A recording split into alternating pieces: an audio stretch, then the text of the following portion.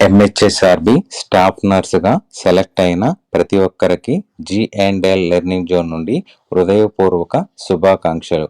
Congratulations అండి. మీ hard work, మీ కష్టపడి చేసిన ప్రిపరేషన్కి ఇది ఒక మంచి రిజల్ట్. మీ అందరికీ ఫ్యూచర్లో బ్రైట్ కెరియర్ ఉండాలని కోరుకుంటున్నాను. సో కానీ ఫ్రెండ్స్, చాలా ఇంపార్టెంట్ పాయింట్ ఉంది. ఈ సెలక్షన్ లిస్టు ఫైనల్ కాదు. ఎందుకు ఫైనల్ కాదు, ఏం కండిషన్స్ ఉన్నాయి, కంప్లీట్ క్లారిటీ కోసం వీడియో లాస్ట్ వరకు చూడండి. MHSRB medical and health service recruitment board staff nurse post కోసం నోటిఫికేషన్ రిలీజ్ చేసింది. టోటల్ పోస్ట్ వచ్చేసరికి 2322. నోటిఫికేషన్ డేట్ వచ్చేసరికి 18 సెప్టెంబర్ 2024. ఈ రిక్రూట్మెంట్ తెలంగాణలో మెడికల్ డిపార్ట్మెంట్స్లో స్టాఫ్ నర్స్ని రిక్రూట్ చేయడానికి కండక్ట్ చేశారు. సో ఇక్కడ మనకి ఇప్పుడు మెయిన్ పాయింట్కి వచ్చినట్లయితే టోటల్గా 2176 క్యాండిడేట్స్ని సెలెక్ట్ చేశారు. మరి 104 పోస్టులు ఫిల్ అవ్వలేదు.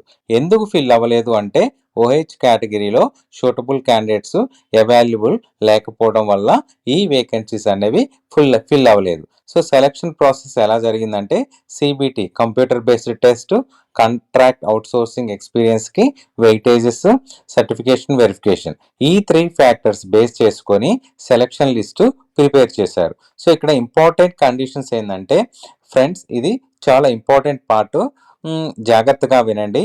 ఈ సెలక్షన్ లిస్టు మీ పేరు ఉన్న అది ఆటోమేటిక్గా జాబ్ వచ్చింది అని అర్థం కాదు.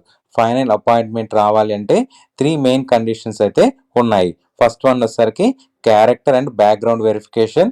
మీ బిహేవియర్, పాస్ట్ రికార్డు అన్నీ క్లియర్గా ఉండాలి.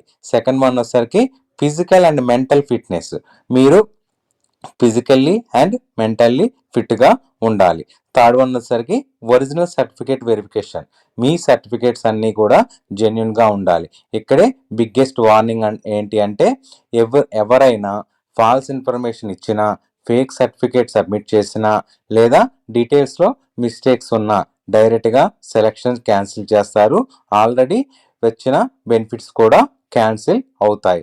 కాబట్టి చాలా కేర్ఫుల్గా ఉండాలండి.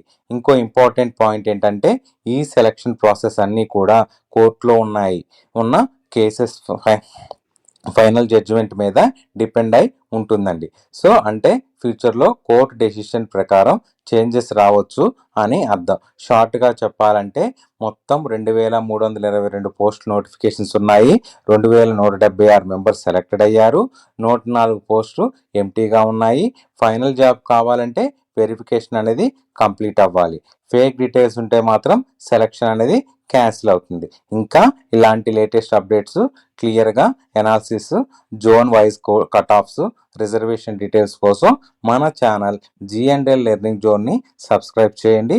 వీడియోని లైక్ చేయండి. మీ ఫ్రెండ్స్తో షేర్ చేయండి. మీ అందరికీ మరోసారి congratulations. Thank you for watching.